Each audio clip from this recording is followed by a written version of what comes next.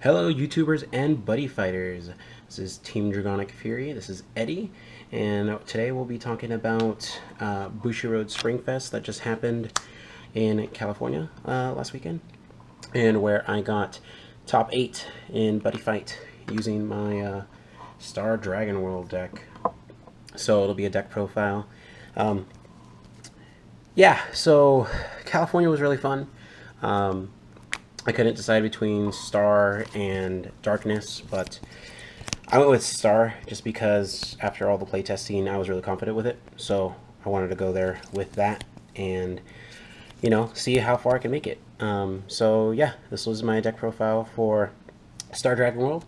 My buddy is V Quantum Ruler, the secret version, of course. And we'll go ahead and get this started. So I'll go ahead and do this in order of sizes. So starting at the 3s, we have 2 Great Dragon Arms, the main force. This card just will get you there as a wall. That was the main focus of my deck, is just a wall deck as Star, since it has so much engine. And this just guarantees you when they try to destroy your Jack or your Luminous Blue that it's just going to keep it alive. That wood gauge is helpful, very, very helpful. Now, that was 2 of. My next 3 was biggest Dragon Arms Photon Lancer.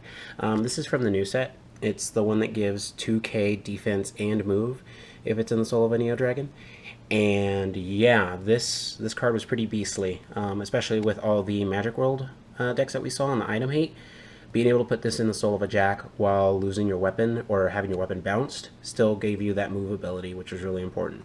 So big key card with this build. And of course the 1-of tech, the Sonic Blast, because you know, pay 1 gauge to destroy anything on attack is pretty good. So great against like the dungeon matchup or even the mirror match, depending on what you need to kill, anything like that. But just having that card available brings a lot of options to the table. So 1-of. That concludes the 3s. And of course, now we'll get to the heart of the deck. 4 Radiant Guardian Jackknife Aster. Now, of course, you know me, gotta run the Tsukus. So 4 of them, you always see them at 4. You want to see them at 4. At this point with this build, it's just you want to get on an Aster, you want to pump your soul and or just pump your field and just be able to sit on him the whole time. You'll notice towards the end of the video why this build is so monster heavy, and kind of just go from there. But yeah, so 4 Aster. For those of you that don't know his effect, of course, his call cost is pay 1 gauge, and you may put him on top of a Jackknife. You don't have to, you can call him by himself. And his first effect is, during your opponent's turn, if there is a Dragon Arms in his soul, he can't be destroyed by effects from your opponent's cards. So they can't Death Grip him, or they can't what is it, Sun Dragon guy, he can't pop him as long as there's a Dragon Arms.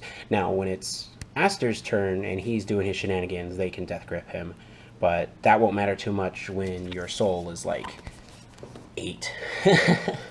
But yeah, and then his last effect, of course, is you can't be dealt damage by effects from your opponent's cards, and items on your field cannot be destroyed. So they can be bounced, which is why the magic match is kind of difficult, because they have glue, so bounces your weapon back to hand, and that'll actually cause you some trouble. So be on the lookout for that. But with this deck, again, it's a wall deck, so you can sit on a Jackknife in the middle and be perfectly fine. And of course, your first engine, Star Guardian Jackknife, 4-of. Pay 1 gauge. When he enters the field, choose a monster from your drop, add it to its soul. Pretty simple. 4-of. And next but not least, the new Jackknife, Star Dragoner Jackknife. Pay 1 gauge, of course, and when he enters the field, you look at the top 3, choose a monster from among them and put him into his soul. So, or actually, sorry, put a card from among them. So it can be anything. You don't ever miss with this guy. But of course, you want to hit a Dragon Arms, of course. Now, the only fallback is the 5k defense. So It's a little weird sitting on him because it's a lot easier to hit, but getting that mill on him is really helpful, especially when you hit multiple dragon arms. You can just be like, okay, grab. So 3 of those. That's the 2 lineup. Now we'll go ahead and go with the 1s. Of course, 4 of my buddy, B Gravitation Quantum Ruler. His skill is Stardust Brave. When he enters the field, if you have a Neo Dragon on your field with 1 or more souls, put the top card of your deck into your gauge and draw a card. He activates once per turn. So he's a charge and draw on call. So, you know, pure resource, great card.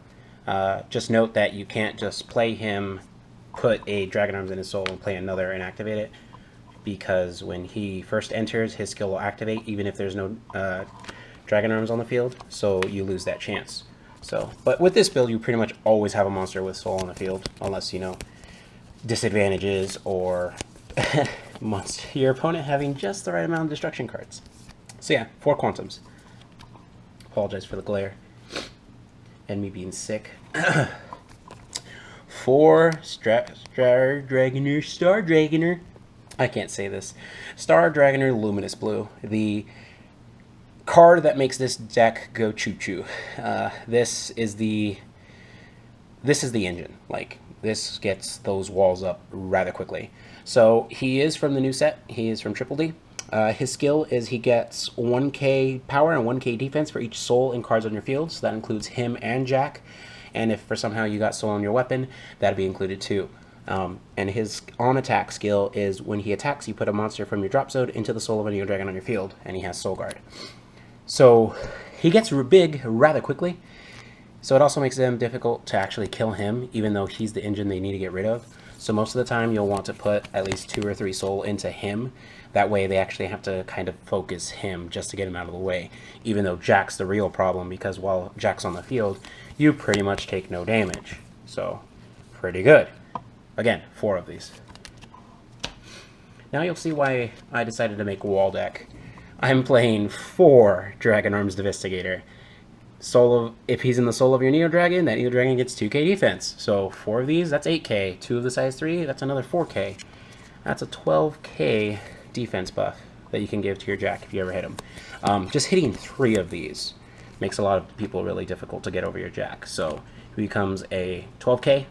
Like, okay, who can hit that? Raging Spirits, Link Attacks, and Sun Dragons, which rarely, I actually didn't see any Sun Dragon matchups at this tournament. But yeah, so hitting 3 just kind of gets you there. You just sit on there. That happened a lot, actually. Sat on about 3 defense cards, and then people were just like pass, and not being able to do anything. 2 of Dragon Arms Transportal. On attack, soul removal. Just great card. I mean, with the meta of wall decks or, you know, Raging Spirits or Dragon World with all the soul, even Magic World, this card gets you there. I mainboard it just because of how I felt the meta was, which was lots of soul with cards on field, especially with the mirror match. So, 2 of. And of course, the card that gets me numbers. Strength. So as long as you don't have a monster in your center, gives your monster 2k penetrate. Perfect. Make Jack an 8k or make him a 10k with 2 of these. So you want to see these. You want to throw it on your Jack, and then when you go open center, swing face, you have that penetrate damage for 3, which just gets you those numbers per damage. Because not only do you want to sit as a wall, you want to be able to do damage. So what better than penetrate? Now the reason I don't run the vanilla penetrate was just because we need to hit those numbers. So that 2k really gets there. This is the 1 of tech, Dragon Arms Radiant Alma. If you're at 6 life or less, you can pay 1 gauge and give the monster that this is in the soul of double attack. So gave Jack double attack, swing, kind of get there. Double proc Transportal, double proc Sonic Blast, I think, and lots of other things. Like, I'm trying to think. I don't think Sonic Blast is. Been a while. Haven't touched this. Yeah, Sonic Blast isn't even once per turn, so you can just restand, pay another gauge, destroy anything. Kind of just gets you there at that point.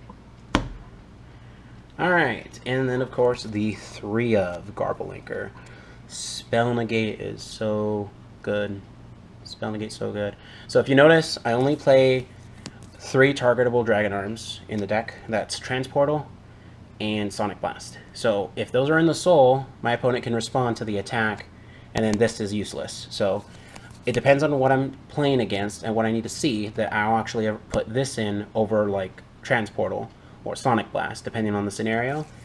That happened a lot. That was a big one with Yamageto. I'd have to put this in just so I can get rid of it without damaging my resources too much, while also forcing him to not be able to respond. So depending on the scenario, this card went in over those other three because of stuff like that. Or, you know, just swinging for game with a Jack and a weapon, because if you swing with Luminous Blue with this active, they can respond to Luminous Blue's effect, and then you don't get to pop this, so you kind of just wasted this in general. So that's why I don't have too many on-attack ability cards, because Sonic Blast procs even if you don't use it, and same thing with Transportal, they can respond to that effect. So yeah, 3 of these. I pretty much almost always saw one. Helped a lot in the match against like 72 Pillars. Having this active was pretty good. Excuse me. And of course the 2 of Artillery. So just good card in general. Stops the Tetsuyas, it stops the drums, it lets you melt Miserias, anything that gets in your way that's a size 2 or less and has Soul Guard, this is your card. So yeah, just this will get there. So of course the skill is, if this card is in the soul of your Neo Dragon, nullify all abilities of an originally size 2 or less monster that is in battle with this Neo Dragon. This ability cannot be nullified, so great. Especially important in the mirror match. So that's actually it for the monsters. I'll go ahead and move over to the spells. 3 of Fate Information.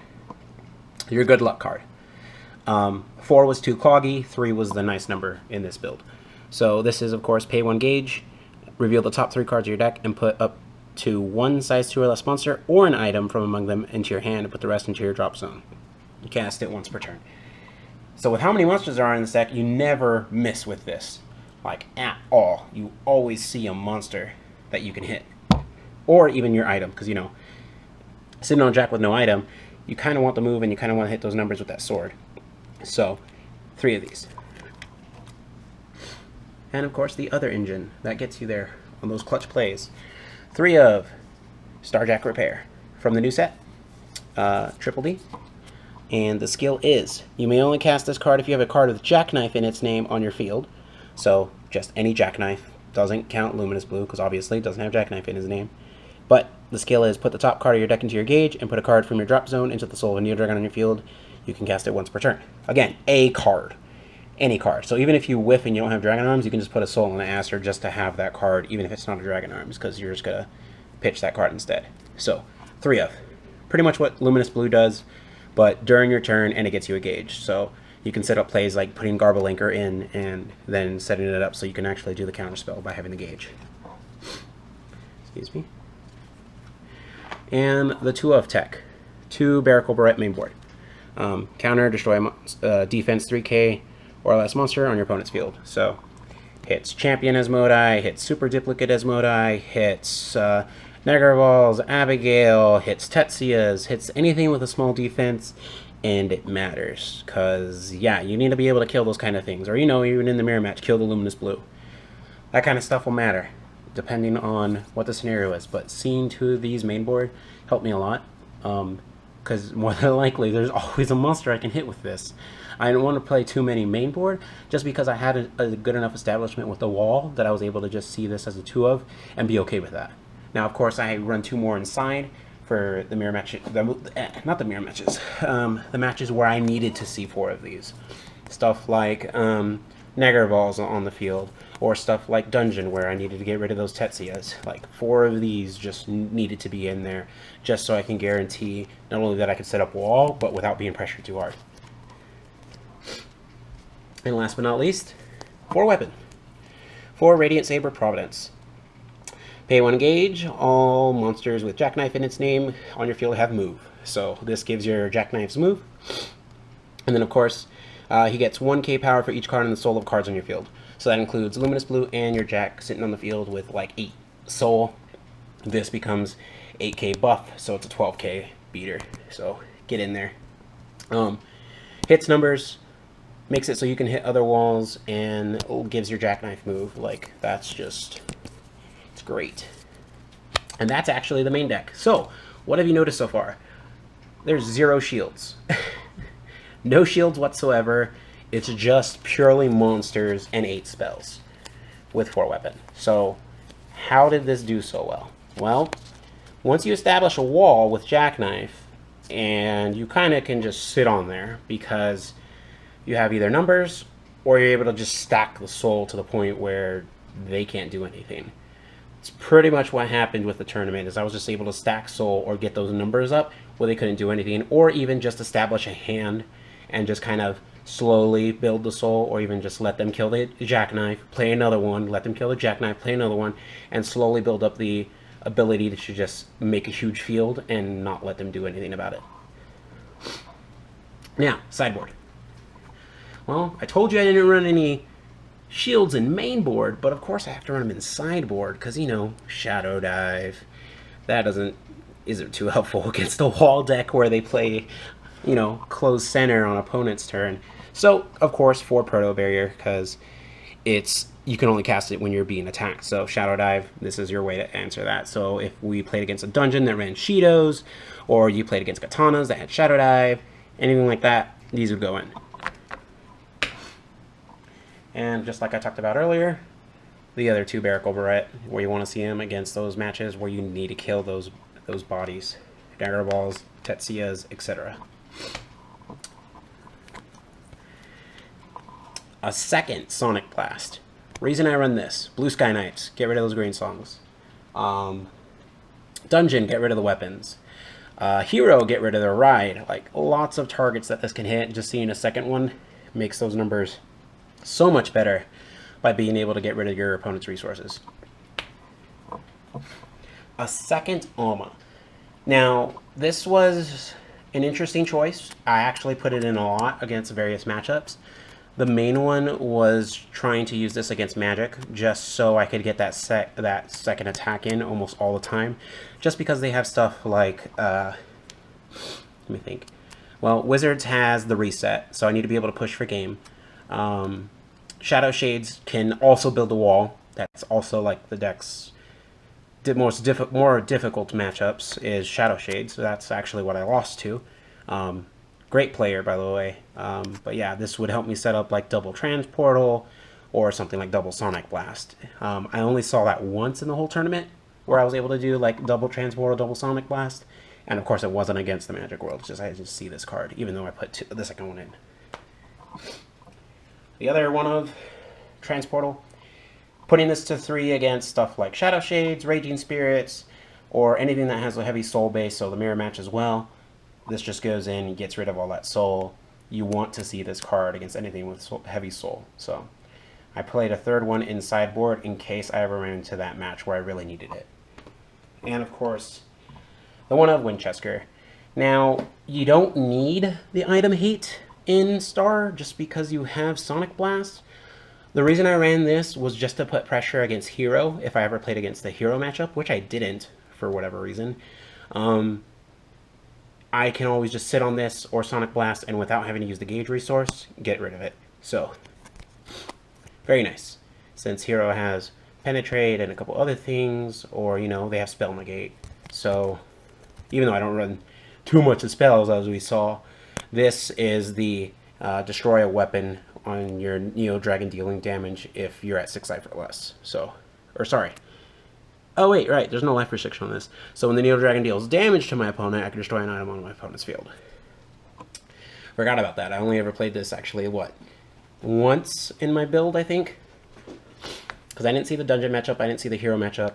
What did I put this in against? Oh, I put this in against Shadow Shade Burn. They had the burn weapon, and just in case I didn't see an Aster, I want to be able to get rid of that weapon since it was a burn for 2 in most cases. So, yeah.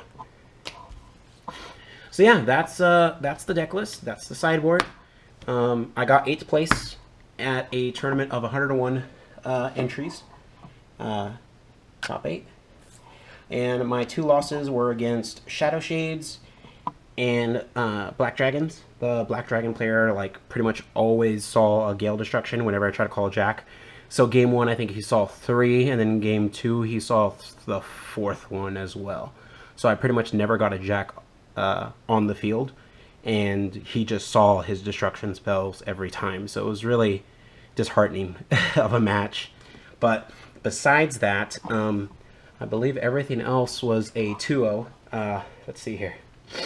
So round 1, I got paired against my own teammate, Andy from Team Draconic Fury. He was playing Wizards. I 2-0'd him. It was still a good match. He put me down pretty low, actually. Round 2, shout out to Robert Mansour, if that's how you say his name, for playing 72 Pillars and taking me to game 3 and letting me realize how much of a difficulty it is to run against Magic World when they have glue. Like, going into Open Center Jack, having like 8 cards in Soul, and he glues my weapon, and I have no response. Because I don't run shields, so I can't do anything about it. And then he attacks me for a game. That was actually game 1. Game 2 and game 3, I had to put Jack in center, even with weapon. I was too scared to move it to the side that he would have glue and bounce it. So I just sat with Jack in center and just said, nope, I'm not doing it. I'm not falling for your tricks. So, let's see here. That was probably... Yeah, the Robert Mansour matchup with his 72 Pillars was probably the most fun I had at that tournament in terms of matches. Round 3 was the Shadow Shade player, David. I believe he got 3rd at the tournament. He went undefeated in Swiss. Beat me in top 8 because I was 8th place, so I had to play him again. And then he lost to 100 Demons, I believe. Yeah, he lost to 100 Demons and then fought for 3rd place against... I want to say either 100 Demons or Star Dragon World. I'm not too sure, though. But, yeah, great player. I loved his build. It was just pretty much a grind fest back and forth until the point where he just had a better establishment with resources that I couldn't get anywhere. And then round 4 was that Black Dragon matchup that I didn't like so much. That was really, really rough. God, that was really rough. Yeah, just not even going to go there. And then round 5 was another Black Dragon matchup. But this time, they didn't see the Gale Destructions like the other one did. So I was able to just 2-0 him, not to have much difficulty. I mean, they Gale Destructed my Luminous Blue on board, but that's pretty much all they can do once I establish the wall. It's just like, okay, can you get over this? Nope. All right. Let's see here. Round 6 was 5th Omni. I honestly thought this matchup was actually going to go worse for me. Turns out it didn't. So pretty much sat on a jack, and I got a pretty good hand of... Where's it at? I ended up seeing 2 of these and 1 of these at start for game 1. So I sat on a 6k defense wall, so I was at 12k. He couldn't really do anything. It was a lot of passing. So game 1 went by really fast. Game 2, he tried to pressure but couldn't get there. So I just pushed for game, basically just made wall, made it so they couldn't kill Jack. Or if he did, he was only killing them once per turn. Not really much you can do there.